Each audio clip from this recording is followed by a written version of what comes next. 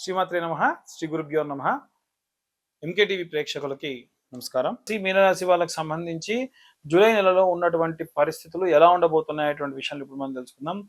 మీనరాశి వారికి ఏలినాటి శని ప్రభావం వలన వారు ఆఖరి దశలో ఉన్న సంగతి అందరికీ తెలిసిందే. గతంలో కూడా చెప్పాను నేను. 30 సంవత్సరాలకు ఒకసారి వచ్చేటువంటి 2.5 సంవత్సరాలు 7.5 అంటే 7.5 సంవత్సరాలు. సాడే అంటే సగము, సాత్ అంటే 7, 7.5 అని అంటారు, లేదా ఏలిన నాటి శని అంటారు. ఇది 2.5 సంవత్సరాలు, 2.5 సంవత్సరాలు, 2.5 సంవత్సరాలు, అలా 3 సార్లు వస్తుంది. 3 పదుల వయసు కంటే ముందు ఒకసారి, 3 పదుల వయసు దాటిన తర్వాతకి ఒకసారి, 6 పదుల వయసు దగ్గరలో ఉండి లేదా తర్వాతకి ఈ యొక్క ఏలినాటి శని ప్రభావం అనేటువంటిది ఉంటుంది. అలాంటి వారికి కాస్త ఉపశమన కాలం అని చెప్పొచ్చు. 3వ స్థానంలో ఉన్నటువంటి కుజుడు మంచి అనుకూల పరిస్థితులు ఇస్తాడు. ఎప్పుడు కూడా 12వ స్థానంలో రాహు ఉండొద్దు. కానీ శని వీరి యొక్క రాశిలో సంచారం చేస్తున్న కారణం చేత ఏ ఖర్చు దేనికి పెడుతున్నారో క్లియర్ గా వీళ్ళకి తెలుస్తుంది. వ్యయస్థానంలో ఉన్నటువంటి రాహు అనుమానాల్ని, ఆపదల్ని, తెలవకూడనటువంటి విషయాలు తెలిసేటట్టు ఏదో ఒక విషయాన్ని గోప్యంగా ఉంచాలని ప్రయత్నించడం లాంటివి చేయొచ్చు. దీనివల్ల అంత ఇబ్బంది ఏమీ లేదు. 3వ స్థానంలో ఉన్న కుజుడు రైతులకు కానీ, రియల్ ఎస్టేట్ రంగంలో ఉన్న వాళ్ళకు కానీ, ఫైర్, ఆయిల్, ఐరన్ తో పనిచేసే వాళ్ళకి కానీ మంచి అనుకూలమైన స్థితి. ఆలస్యంగా అయినా సరే పనులు మాత్రం ఖచ్చితంగా అవుతాయి. 4వ స్థానంలో ఉన్నటువంటి సూర్యుడు ఎప్పుడూ కూడా నెగిటివ్ రిజల్ట్స్ ఇస్తాడు, అంటే ప్రతికూల పరిస్థితులు ఇస్తాడు.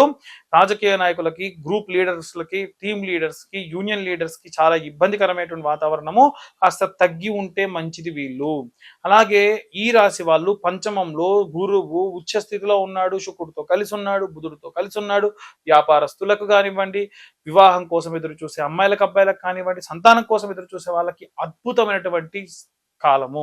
అందుకని ఈ రోజులలో, ఈ నెలలో కనుక ఎవరైనా సరే వివాహం కోసం కానీ, సంతానం కోసం కానీ పాశుపత హోమాలు కనుక నిర్వహించుకుంటే చాలా మంచిది. వాటికి సంబంధించి కింద ఉన్న నెంబర్కు కాంటాక్ట్ చేయొచ్చు. ఖచ్చితంగా వివాహము, సంతానము, ఆరోగ్యం బాలని వారికి మంచి ఆరోగ్యం ఇవన్నీ కూడా కలుగుతాయి. 6వ స్థానంలో ఉన్నటువంటి కేతువు కూడా ఏంటంటే అద్భుతం. ఎందుకంటే 3, 6, 11 స్థానంలో కేతువు చాలా మంచి రిజల్ట్స్ ఇస్తాడు. లోన్స్కి అప్లై చేసినా, ఏమైనా లోన్స్ కావాలనుకున్నా, ఇల్లు కొనాలన్నా, ఇల్లు అమ్మాలన్నా కానీ, వాటికి లోన్స్కి వెళ్ళాలన్నా కానీ అనుకూలమైన వాతావరణం అధికంగా గోచరిస్తూ ఉంది. ఈ ప్రతికూల పరిస్థితుల నుండి బయటపడాలి ఈ రాశి వాళ్ళు అని అంటే రెమెడీస్ తీసుకోవాలి, మంత్రం చదవాలనేటువంటి విషయాలు ఇప్పుడు మనం తెలుసు. ఇప్పటి వరకు మనం ఈ రాశి వాళ్ళకి సంబంధించి ఎలా ఉండబోతుంది, గ్రహ సంచారాల గురించి మాట్లాడుకున్నాం. వాటి యొక్క ప్రతికూల పరిస్థితులు, అనుకూల పరిస్థితుల గురించి కూడా తెలుసుకున్నాం.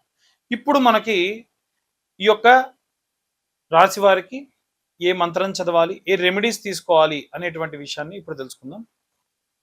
ముఖ్యంగా విద్యార్థి దశలో ఉన్నటువంటి వాళ్ళు ఎవరైతే ఉంటారో విశేషంగా ఆంజనేయ స్వామికి ఆరాధన చేయండి. విద్యార్థులు, గృహిణులు, ఉద్యోగస్తులు వీళ్ళందరూ కూడా.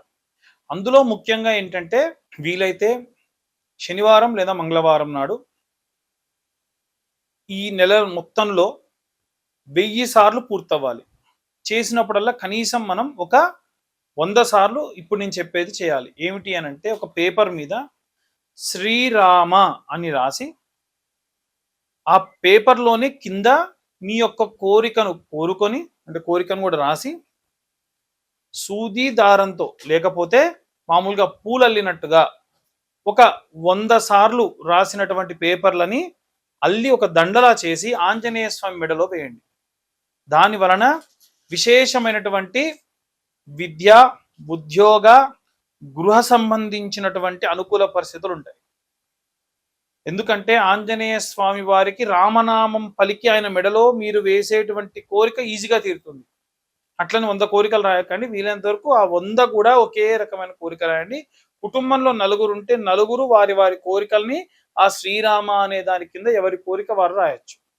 ఇలా రాసి ఈ 108 పేపర్లని కూడా ఒక పూలు ఎలా అయితే అల్లుతారో అలా అల్లండి. వ్యాపారస్తులు ఎవరైతే ఉంటారో మీ వ్యాపార స్థలంలో అమావాస్యకి కూడా పసుపు కొమ్ములతోని దండల అల్లినటువంటి ఆ యొక్క దండని అమ్మవారి మెడలో వేయండి.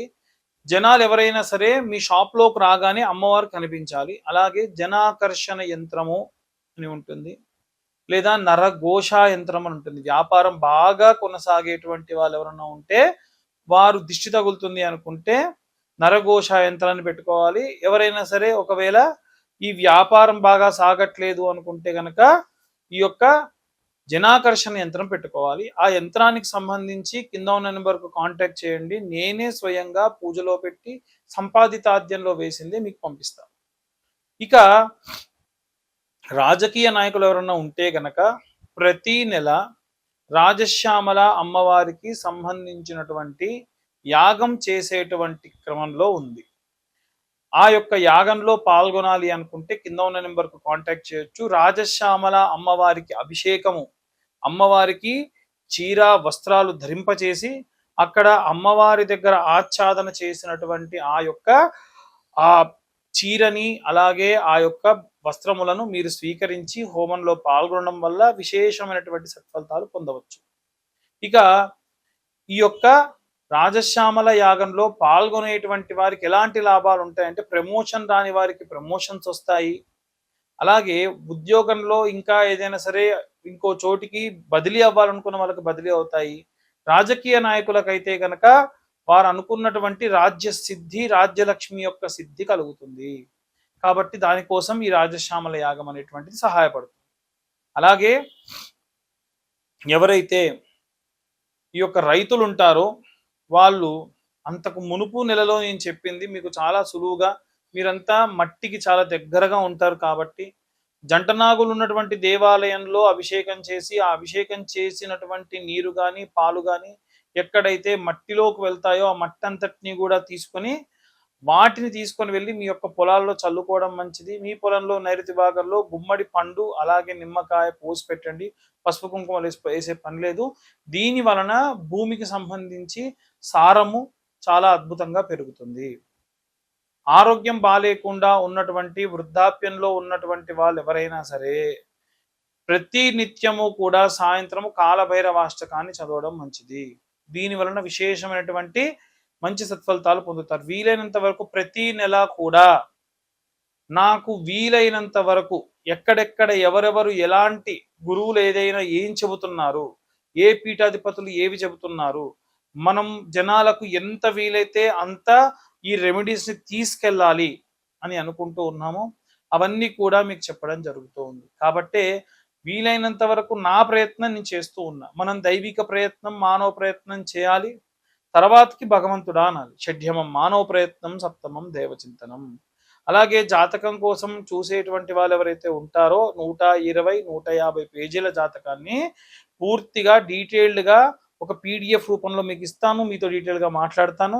అలాగే ఈ యొక్క పీడిఎఫ్కు సంబంధించి కావాలి అనుకున్నటువంటి వాళ్ళు కింద ఉన్న నెంబర్కి మీ పేరు, మీ date of birth, time, place WhatsApp చేస్తే డీటెయిల్డ్గా జాతకం అంతా కూడా మీకు అందించడం జరుగుతుంది. అలాగే ఈ యొక్క నెలలో ఎవరైనా సరే అన్నదానాలు చేయాలి అనుకునేటువంటి వాళ్ళు, విపరీతమైనటువంటి కోరికలు తీరాలి అనుకునేటువంటి వాళ్ళందరూ కూడా ఈ కేటగిరీలోకి వస్తారు. మీరందరూ కూడా నిత్యం అన్నదానం చేసేటువంటి వాళ్ళే. ఎలా చేయాలండి అనంటే ఒక పిరికెడు బియ్యం మీరు అన్నం వండుకునేటప్పుడు కొత్త డబ్బాలో వేయండి, తూచా తప్పకుండా. 3 నెలలకో 4 నెలలకో 6 నెలలకో ఆ బియ్యం ఎంత జమ అయితే అంత ఎక్కడ అన్నదానం జరుగుతుంటే అక్కడ తీసుకెళ్ళి ఇవ్వండి. దానివల్ల నిత్యం అన్నదానం చేసినటువంటిది మీ అకౌంట్లో పడుతుంది. కాబట్టి ఈ రెమెడీస్ అన్నీ కూడా ఏంటంటే మనము మనుషులుగా పుట్టి దేవుడికి ఎంత చేరువుగా అవ్వాలి, మానవత్వానికి ఎంత దగ్గర అవ్వాలి అనేటువంటివి మిళితం చేస్తూ మీ అందరికీ అందించడం జరుగుతుంది. సర్వే జనా సుఖినో భవంతు. స్వస్తి.